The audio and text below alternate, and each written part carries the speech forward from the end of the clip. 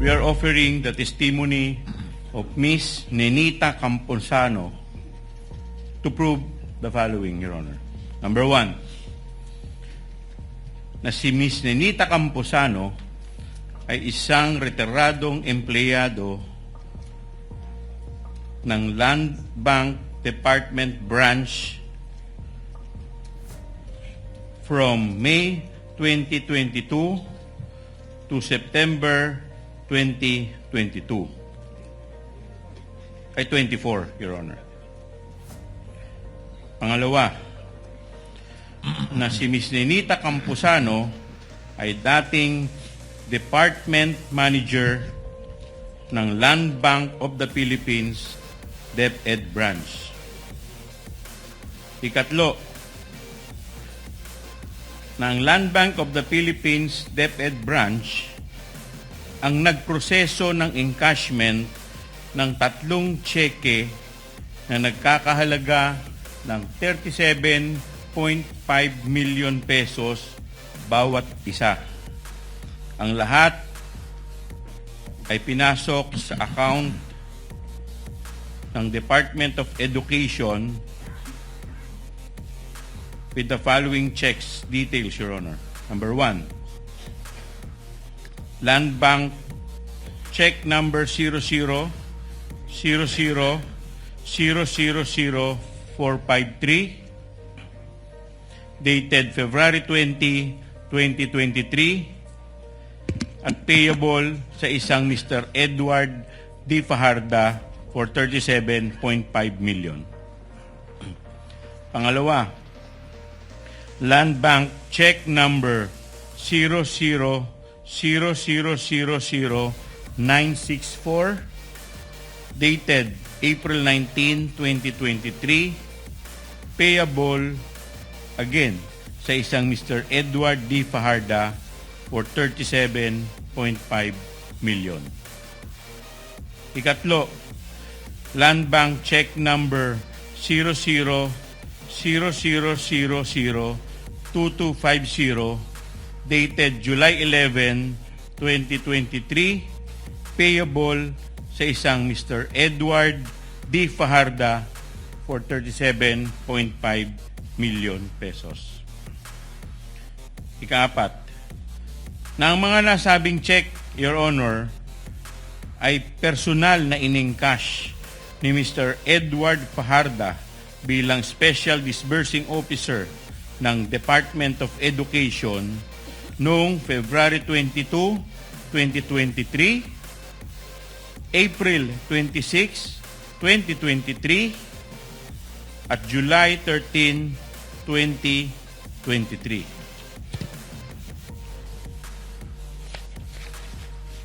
Kalima, bilang Department Manager ng Land Bank DepEd Branch, si Ms. Camposano ay personal na nakasaksi at nag-oversee ng pag-encash at pagtanggap ng pera mula sa tseke ni Mr. Fajarda. Kaanim, iba pang mga bagay-bagay na may kinalaman at mahalaga dito sa impeachment case na may kaugnayan sa Article 1 on confidential funds at may relasyon sa mga nabanggit na dahilan. For comment, Your Honor. Counsel for the respondent, Attorney Poa. Thank you and good afternoon, Your Honors. Your Honors, again, for the purpose of expediency, Your Honors, the defense is willing to stipulate on the checks as well as the details on the face of the check, which would be the dates, the payee, the signatures therein, as well as the dorsal portion, and that the checks were verified, it went through the teller, and that they were approved, Your Honor. How about the qualification of the witness as to being able to identify the checks that she was the former department manager and worked at Land Bank from May 22, 2022 to September 2024? As the former branch manager, we are willing to stipulate as well as her ability to identify these checks, Your Honor. Having so stipulated, Chair would like, for the information of the Senator Judges, kindly flash as as I read the details of the check so that we are in agreement as to what is being stipulated to by the respondent. First is Land Bank check number 0000000453, payable to Edward D. Fajarda in the amount of 37.5 million, dated February 20, 2023, and encashed on February 22, 2023. Second is Land Bank check number 0000000964, payable to Edward D. Fajarda in the amount of 37,500,000 pesos, dated April 19, 2023, and encashed on April 26, 2023. And finally, Land Bank check number 0000002250, payable to Edward D. Fajarda in the amount of 37.5 million, dated July 11, 2023, and encashed on July 13, 2023. The respondent is stipulating as to the authenticity, due execution, and all the information contained in the face of the check, as well as the dorsal side of the check, including the verification made by the responsible bank officers as regards the payee and the disbursement of the amounts mentioned on the face of the check, as well as all of the stampings in the dorsal side of the check. This is a common exhibit of both parties. On the part, again for the record, on the part of the defense, it's P Roman numeral number 128E to P Roman numeral number 28E-1, and P Roman numeral number 28F to P Roman numeral number 128F1, P Roman numeral number 28G to P Roman numeral number 28G-1, and on the part of the defense, the respondent rather, it is Exhibit D Roman numeral number 1112DE to D Roman numeral number 1112DE1 for check ending 453, and D Roman numeral number 1113DE and D Roman numeral number 1113DE-1 for check ending in 964, and D Roman numeral number 1114DE to D Roman numeral number 1114DE-1 for check ending 2250. Do you confirm, sir? We confirm that, Your Honor. Do you confirm, Representative Chua? We confirm, Your Honor. You may proceed accordingly, sir, given the stipulation and admission of the counsel for respondent, One more, Your insofar Honor. as the other matters you wish this witness to prove. You may proceed, sir. Thank you, Your Honor. Your Honor, one more stipulation if the counsel, one more proposal if the counsel for the You may defense proceed, is sir. willing to stipulate, Your Honor,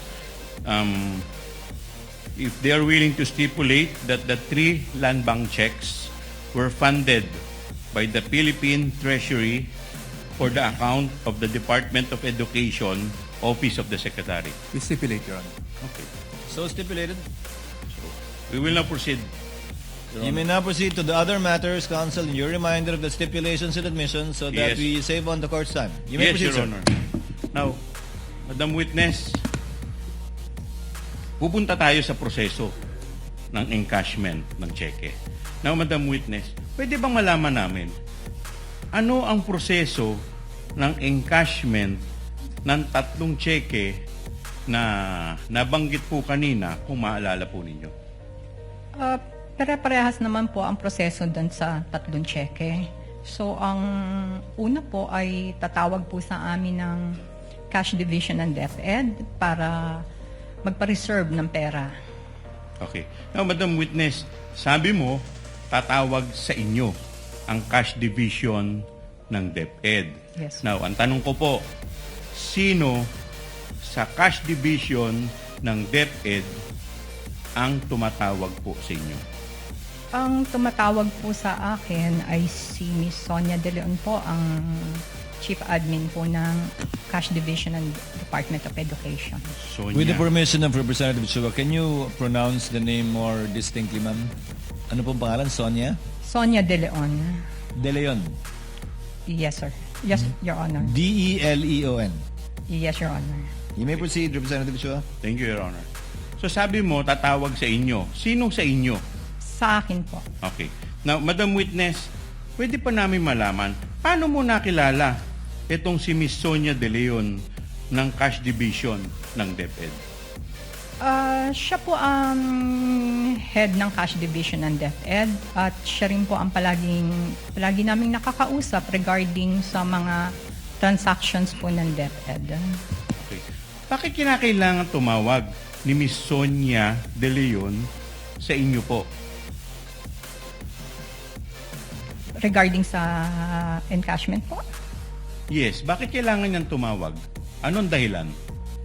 Kasi po wala naman po kaming enough cash para dun sa mga cheque na mention. Kaya kailangan po niyang tumawag para i-reserve po namin yun. Okay. So sabi ninyo, kaya siya kailangan tumawag dahil kinakailangan i-reserba ninyo. So Yes. ngayon, pagkatapos po tumawag ni Miss Sonia De Leon sa inyo, ano na po ang susunod na mangyayari? Pagkatawag po ni Ma'am Sonia ay i-relay ko na po yung cash requirement nila sa kahera ko para po siya ang mag-request sa cash center po ng Land Bank. Okay. So pagkatapos pong tumawag ng kahera ninyo sa cash center ng Land Bank, ano na po ang susunod na mangyayari kung meron man po? So, pagka naitawag na po yun and dumating na yung pera, tatawagan na rin po namin si Ma'am Sonia para sabihin na available na yung pera. Okay. So Madam Witness, pakiclarify nga, magkakano po ba yung cash requirement na tinutukoy po ninyo na may kaugnayan dito sa cheque na pinag-uusapan natin? Ang amount po kasi ng cheque is 37.5. So, nasa ganoon din halos yung amount nung ire-request po ng kahera sa cash center namin. Okay.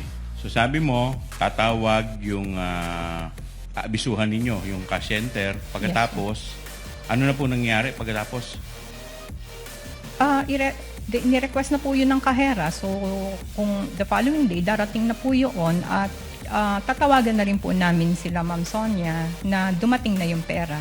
Available na yung pera for encashment. Okay. Now, pagkatapos po ninyong tawagan si Miss Sonia, ano na po ang susunod na mangyayari? Darating na po yung pay ng cheque si Mr. Fajarda at i-encash na po niya yung cheque. So, Madam Witness, pwede po ba paliwanag din nyo sa amin, ano ang unang proseso na ginagawa ni Mr. Fajarda pagpunta po sa inyo sa pag-i-encash ng cheque? Yung cheque po plus ID niya ay ibibigay po sa verifier para po i-verify yun. Pag na-verify na po yun, ibibigay sa teller for encoding, for validation, posting, ganyan. And then tatawagin din po ang officer for the approval. Okay. So kanina binanggit po ninyo yung pangalan ni Mr. Edward Fajarda. Paano naman po ninyo nakilala si Mr. Edward Fajarda? Siya po yung payee ng cheque. So bukod po sa pagiging payee ng cheque, ano po ang experience ninyo? Paano po ninyo nakilala si Mr. Fajarda? Doon lang po sa mga pinisent niyang identification. Okay. So, kailan po yung unang pagkakataon na nakilala o nakita ninyo si Mr. Edward Fajarda? Nung pong encashment nung first check, nung February. Okay.